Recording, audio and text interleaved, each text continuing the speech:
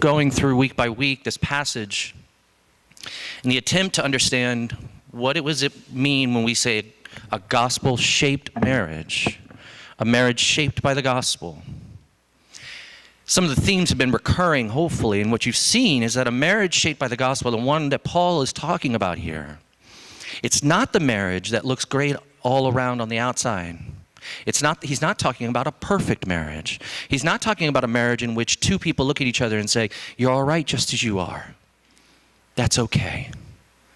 No, because that's not what the gospel says about you and me. God looks down at you and me and he sees all of our flaws. He sees all the imperfections. And he loves us through them. It's not a way in which God whitewashes away all of our blemishes. See, there is, for some unmarrieds, there is this idea, and you will be rudely awakened about this when you get married, that somehow when you're married, Jerry Maguire-ish, you complete each other. And it's all roses and daffodils and sunshine and unicorns dancing and prancing around.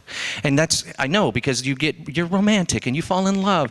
And even the first couple years of marriage, you say, all the blemishes that I have, all the flaws that I have, if I marry that person, it'll all go away. No.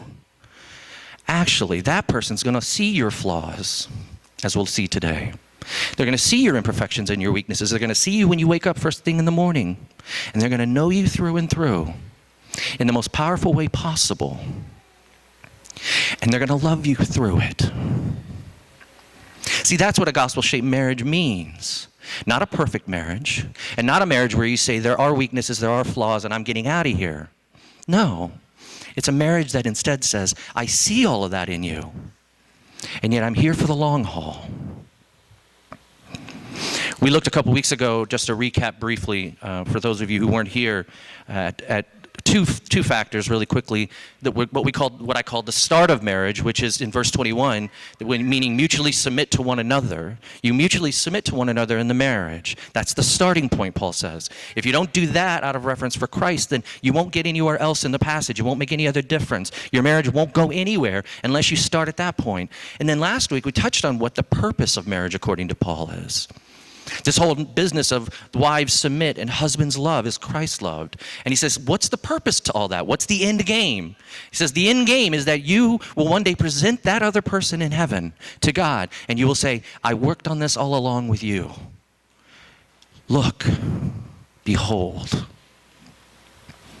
Now today we look at another section, another part of the passage, specifically the part where Paul is talking about I'll read it for you. About the body, and he says this in verse 31, for this reason a man will leave his father and mother and be united to his wife, and the two will become one flesh. What does that mean? Why is it in quotations? What's Paul trying to get across? He's trying to get across two things, fundamentally, that you have to know in marriage, and it might be, you might say, well, Pastor, duh, but two things that even though we may know them in our head, we haven't pushed them into our heart yet. And here's what he's saying. There's two things in the marriage that you learn from this one verse. You learn that there's an immense priority to marriage. And secondly, you learn that there's a powerful intimacy. There's a priority to marriage, Paul says, and there's an intimacy. And you're going to have to see both of those together. See, the starting point was the submission. The purpose is to get them spotless in front of God. Now you get into the nitty-gritty. And I hope you see what I've been doing the last few weeks. I've been intentional of not giving too many practical things about marriage. The wife should do this, the husband should do that. Because Paul doesn't give it. But rather, what he's trying to do is reshape the foundation that we have of marriage, the cultural understanding of what we have of marriage. He's trying to present it as a covenant, a deep and abiding covenant between two people. And if the husband and the wife don't see the immense priority in marriage, and if they don't see the powerful intimacy in marriage, the marriage will go nowhere. It'll stutter and sput about. So let's look at this. First,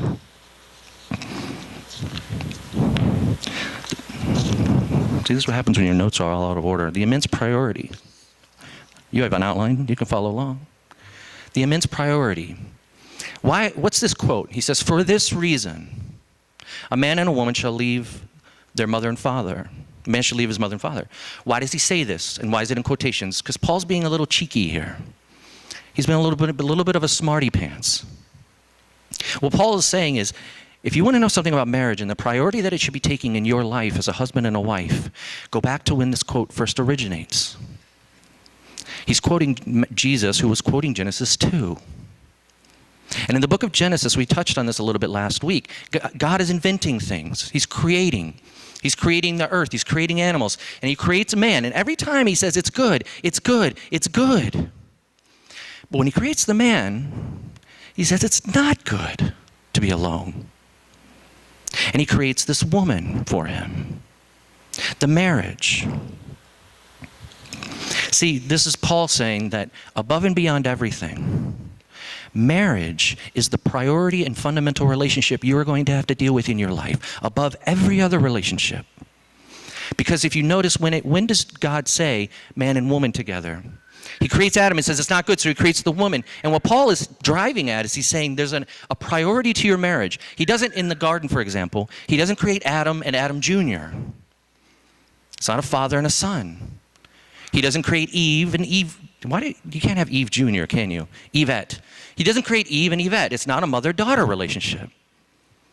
What Paul is saying, you see, he's being a little cheeky. He's saying, God says the most important thing in your life, your priority above and beyond every relationship, should be that of you to your spouse. This means, and this might be hard for some to hear, that even as close as and as much of a priority as your relationship is with your mother and your father, and as close as you might be with them, Paul is saying this, that's nothing compared to how much you should put an emphasis and priority on your spouse. They come above them. This is why we come up with the whole leave and cleave thing. And it's incredibly difficult for many people to truly leave and cleave their parents. And you find this insidiously seeping in when parents are making the decisions for the children now that they're married, for the husband and the wife. And Paul says, no, in the beginning, before it was father, son, before it was mother, daughter, it was husband, wife. This is the priority. Now what this means, let me explain what I mean. Let me illustrate what I mean by this. It means that when you go into a marriage, you leave behind, essentially, in a good way, by the way, the family that you came from. It means that when you're in a marriage with a husband and wife, you can't say, well, this is the way we did it in my house. You can't say, this is the way my dad did it. This is the way my mother did it. You can't say that. You lose those rights. Why? Because Paul's saying you become a new unit. You're a new team. It's a new house, new rules, new everything. And you got to figure it out, Paul says. But the one thing you must know above and beyond everything is that person that you look at, that you go to sleep next to every night, needs to be the priority. And more than that, they need to know they're the priority. They need to know that nothing comes above them.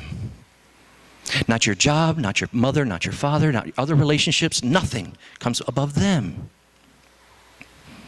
This is what it means to leave and cleave. Now let me tell a little story about how this works itself. Maybe it works itself out practically in your life.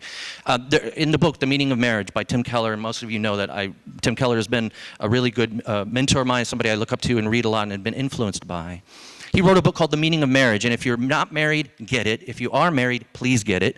And if you are married and you have a copy, get two and give it to a friend. It's an amazing resource for understanding marriage, but he gives a story in there where he talks about what it means to prioritize your spouse over and above your family, what it truly means to leave and cleave them. And he explains it this way. He says that he's sitting on the couch, and he's bouncing one of his baby boys on his lap. And he'd worked hard. He was a pastor. He'd worked hard that week, and he was tired. I think it was towards the end of the week. And he gives the story that his wife, Kathy, is in the kitchen doing dishes after dinner. So he's bouncing the baby boy, and then he all of a sudden smells something. And he says, uh-oh. He says, Kathy, it's a poopy diaper. And his expectation is that she's going to stop what she's doing and come in and change the diaper. And Kathy, if you've ever heard Kathy Keller speak, she's quite humorous and entertaining. She screams or yells funnily from the kitchen, you know what they do in my family? Finders keepers. You do it. Tim says, and he says this in the book, it enraged him. It infuriated him. And you know why? It wasn't about the poopy diaper, although poopy diapers will bring out a lot of issues in your marriage, trust me. You'll fight over poopy diapers. But you got to get underneath the poopy, if you kind of don't, that sounds gross, don't do that. You got to get behind what's in the poopy diaper. Here, what he's doing is this, and he admits this later on. He says, listen, in my house, when I was growing up, the way my mother showed the way that she loved her love to my father was that she would do everything around the house for him. And he says, when I grew up, that's what she would tell little Timmy. She said, this is how I love your father. He works very hard during the week, and he does. So when he comes home, I'll take care of everything. Don't lift a finger. And she didn't even let the children lift fingers to help out around the house. So Tim, when he sees poopy diaper, he's operating from the assumption, now that's what my mother did. She stopped everything and came and changed poopy diapers. Now they wrote, and Kathy writes this in the book, she says, but in my house, it was my dad who showed his love to his wife by doing everything for her, or at least splitting it 50-50, serving her. You see what they were doing? He says, we hadn't truly left and cleft. That's not even a word. Leaved and cleaved. That's not a word either. He says, we haven't done it yet. Why? Because we're bringing still our family into the marriage. This is the way I was raised. And what Paul says is this. Before there were fathers and sons and mothers and daughters, there was the husband and the wife relationship. And that must come above and beyond everything. Now, before I move on, I know some of you, we're all from different cultures here, and I understand that. Preaching to a multicultural congregation even every Sunday is quite a challenge, because depending upon where you come out of your culture, you're going to look at me and say, well, Aric, you may think that's easy to do, to leave my parents behind. You may think that it's easy, because for you, for me, being a Western individualistic person, it is rather easy to leave and to cleave in a certain sense. My parents don't get involved in my major decision making. And you may say, but in my background, where I come from, that I can't do that. So you may say it's easy for you to do that, and I would say, no, it's not that easy. Because even in a Western individualistic culture, what you find is the predominant viewpoint goes something like this. My parents did it that way, so I'll never ever do it like that. You may say, my parents rode me about my grades and my schooling, so I'm never going to parent that way for my kids. My parents treated each other this way and loved each other that way, but I'm never going to do that. And what you're doing, if you're running away from your parents, you're still involving them in the marriage. See, on the one hand, they're guiding your marriage because they have control of it, but on the other hand, they have the same amount of control because you're trying to get away from their control. You're trying to say, I'm going to do the exact opposite of what they've done. And in both cases, what you're doing is you're not making the husband or the wife that ultimate priority. Now, that's the priority, Paul says. You've got to leave. You got to cleave. You're going to have to put that person as number one. Above your job, above your success, above your other relationships or best friendships. That person needs to be number one, and they need to know that they're number one. And if your spouse is able to look at you and say, I don't feel that priority, then you got to address it. Let me move on in the interest of time. There's an immense priority to marriage, Paul says, but there's a powerful intimacy. And again, going back here to Genesis 2, he says, the two will become one flesh. He means that, physically speaking, yes. But that's the least of what he means. Physicality, of course, is an important component, and we'll talk about that in a couple weeks, of what marriage is and constituting it, and that's what he means. But the word flesh means so much more than that. Because if you look back at Joel, the book of Joel, if you look back at Acts chapter 2, the word flesh is used, and when it's used in the Hebrew, and when it's used in the Greek, it means all of you. Your entirety, all of your being, all of who you are now gets melded into that person.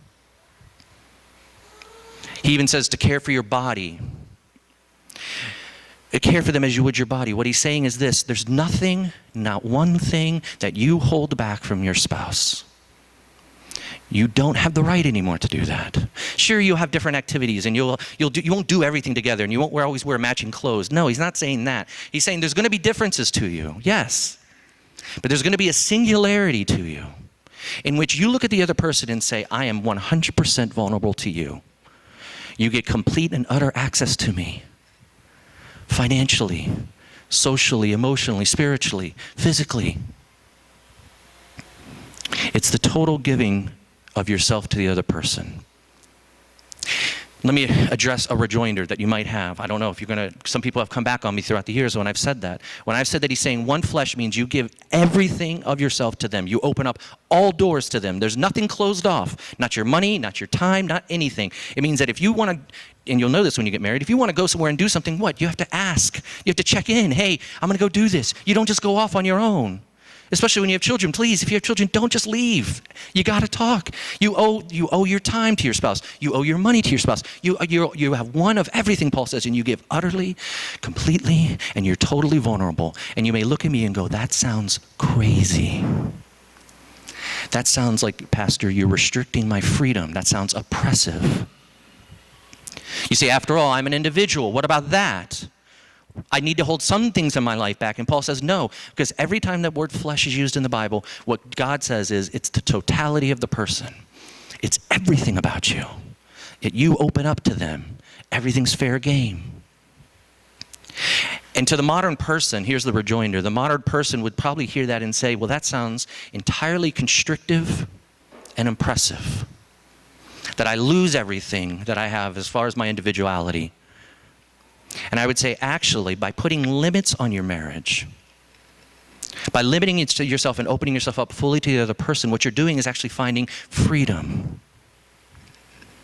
You're finding freedom for the health of your marriage. Let me give an example of what I mean by this. And I've used this before, and it's supposed to be a rather silly one. You go to your doctor, and the doctor says you have high cholesterol of the bad type. And the doctor says, listen, because you have high cholesterol, I want you to stop eating steak and red meat. Now, how silly would it be for you to look at your doctor and say, your instructions by limiting me are repressive and oppressive and restrictive? No. Why? Because by limiting your options, what you're doing, by finding the structure of marriage, what you're actually doing is finding a new freedom, a new sense of yourself where you say, I'm completely open to this person. They have utter access to me. I give up all my rights. You find freedom in that. This is what Christian intimacy means. It means one fleshness with the other person. Have you done that? Can you do that? And let me touch on one last thing before I close this, bringing it back to what the gospel actually says about marriage. We've had this question come up, and I need to address it a little bit. It goes along those lines with the oppressive structure. Because what I'm saying to you now is, let's use sex as an example. You only can have sex within the confines of marriage. You give utterly yourself physically just to that one person, and only that one person. And the modern ideology is that sounds entirely oppressive, restrictive. I only give myself to one person for the rest of my life?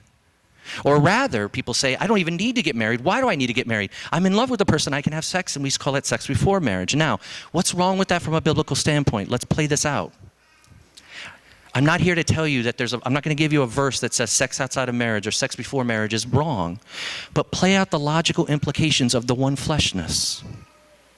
One fleshness in marriage means that you look at your spouse and you say, you get all of me, nobody else gets it.